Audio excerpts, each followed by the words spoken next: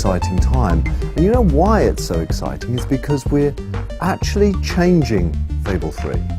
We're moving more towards the action-adventure and we're diminishing a little bit the RPG. We still love RPGs, we still adore RPGs, but we also love the drama and the excitement that action-adventure games bring. We've got a completely new GUI system. I know this sounds boring, but those two-dimensional lists that role-playing games have, I hate. The GUI is new for Fable 3 in that it's going to be 3D and interactive in a very 3D environment. So you'll be able to walk through the GUI and treat it as if it's just another part of the Fable world.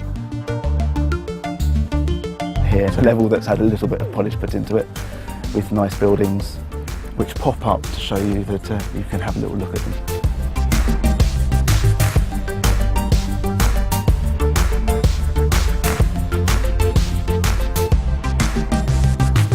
I want dressing rooms where I can change my clothes. I want armories where I can craft my weapons.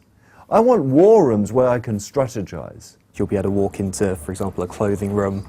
You'll see statues dressed up with all the clothing that you've collected, so you can see at a glance whether you think the trousers all look good on you, that kind of thing.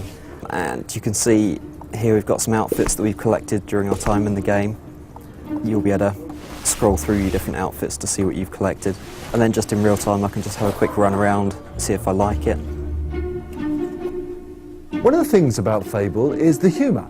You know, people have said, it's a British humour, it's a bit like Monty Python. So we were inspired by that, and so we went out there and we got the most iconic Monty Python character ever.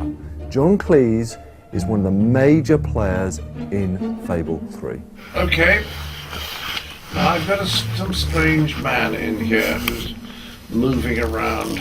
I played Jasper, who is the butler at the Royal Palace, and he was originally butler to the king who's gone all wrong, the naughty one. And now he is the great and faithful and loyal attendant on the young fellow who's going to become the hero, or the young girl who's going to become the heroine. The bottom half of your chicken suit has arrived, and I've prepared it for you. Yes, this is exactly the sort of future I imagined for myself when I got into butling. He's a little formal because he's an old-fashioned British-style butler, but the warmth and the emotional identification with the hero or heroine is very strong. Ah, a new mask. You'll be completely anonymous wearing this on your face. Wear it anywhere else on your person, I expect you would achieve exactly the opposite effect. Your butler will be very unique to you. He's recording more lines than almost anyone else in the cast because of that. After that, you are to continue your combat training with Sir Walter. You start Fable 3, it's kind of like you started Fable 1 and Fable 2. You start fairly powerless, and what you've got to do is you've got to bring together followers to overthrow this tyrant king.